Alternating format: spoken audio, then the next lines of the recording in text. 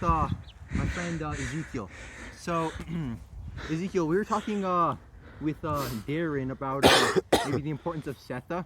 Oh. And he said, I mean, I don't know. I think he just doesn't really understand Setha's importance. He was saying some weird stuff. So, what do you think about Setha in the stream of consciousnness and how she was portrayed in relation to Beloved and Denver?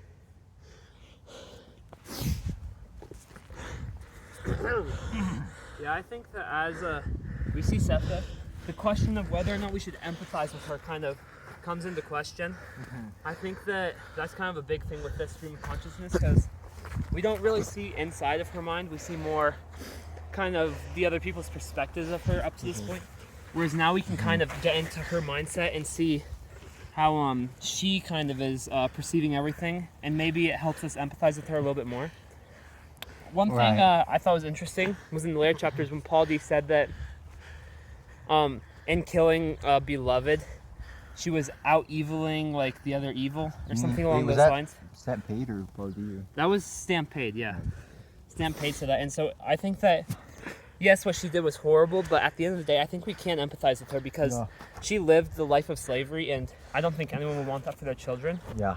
And maybe, I mean, we're all mostly slaves. middle class, non-slave people 200 years in the future. And so from this perspective, it's hard to kind of even understand how horrible that would be. Yeah. Yet she lived through it, and so maybe it was much worse than we could even imagine, and that would have led her to taking the life of her own children. Yeah, I think the emphasis, that, and like just all the portrayals of manic behavior surrounding slaveries and like what it leads to. Yeah, like Sixo. Sixo, maybe even Paul D to an extent. And how? Yeah, how? I think it all really serves to like portray. It's a good comparison.